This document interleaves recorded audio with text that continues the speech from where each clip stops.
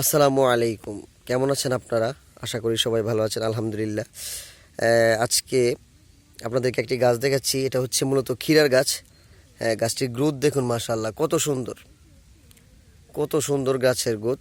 কিন্তু পরের গাছটা দেখুন, এই যে নষ্ট হয়ে গেছে। এই যে সব গাছগুলা, প্রত্যেকটি গাছ, এখানের যে গাছগুলো আছে মূলত এই গাছগুলো দেখেন, দুই একটা গাছ ব্যতীত বাকি সবগুলো গাছই আসলে নষ্ট হয়ে যাচ্ছে বা নষ্ট হয়ে গেছে। কেন নষ্ট হয়ে গেছে, কী কারণে নষ্ট হয়ে গেছে, সেই সম্পর্কে আপনাদের সাথে আজকে কথা বলবো। আরেকটা জিনিস এখানে লক্ষ্য করুন, প্রত্যেকটি গাছ মাশাআল্লাহ, প্রত্যেকটি গাছের গ্রোথ যথেষ্ট পরিমাণের ভালো। আসলে এর চেয়ে ভালো গ্রোথ আর সম্ভব না। কিন্তু গাছগুলো আসলে নষ্ট হয়ে যাওয়ার একটা কারণ আছে। সেই কারণটা হচ্ছে যে সম্পূর্ণ কৃষকের ভুল। আসলে গাছগুলো ভালোই ছিল, কিন্তু কৃষকের ভুলের কারণে এই গাছগুলো মূলত নষ্ট হয়ে গেছে এবং গাছগুলো নষ্ট হয়ে যাওয়ার পথে।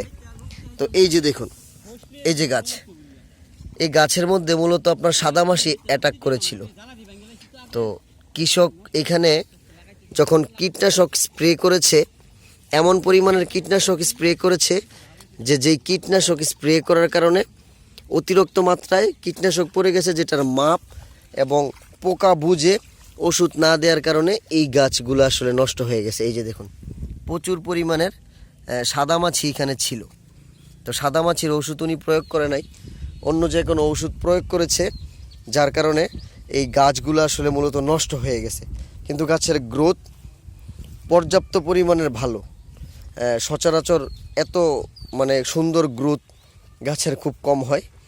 তবে এই ক্ষেতের গাছের যেই গ্রোথ দেখতেছি আমরা, গ্রোথগুলো আসলে খুবই ভালো।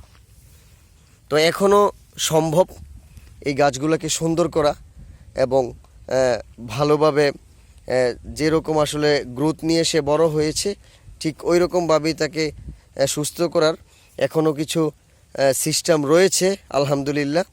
তো যাক, আল্লাহ তাআলা আমাদের সবাইকে সুস্থ জ্ঞান দান করুন। আমরা যারা আসলে কৃষিতে আসব, আমরা জেনে বুঝে তারপর যেন আমরা মূলত কৃষিতে আসি। আমরা অনেক টাকা বিনিয়োগ করে যদি আমরা আসলে লস খাই, এইখান থেকে যদি টাকা তুলতেই না পারি, তাহলে কৃষিকে আসলে সারা জীবন মানুষ লস প্রজেক্টই বলবে। তো কৃষিটা হচ্ছে একটি ব্যবসা। এটাকে আসলে সেই আগের মতো কোনো রকম ওই দড়ি মাছ নাছুই পানি এরকম ব্যাপারে চিন্তা করলে হবে না। আপনি যদি কৃষিটাকে ব্যবসা হিসাবে নেন, তাহলে অবশ্যই এটাতে আপনার ভালোভাবে পরিচালনা, তারপরে এটার যেই জানা, এটার ব্যবহার সঠিক এবং সুস্থ, আপনার আধুনিক স্মার্ট প্রযুক্তির ব্যবহার, এটা অবশ্যই থাকতে হবে। তো আশা করি বিষয়টা সম্পর্কে সবাই অবগত আছেন।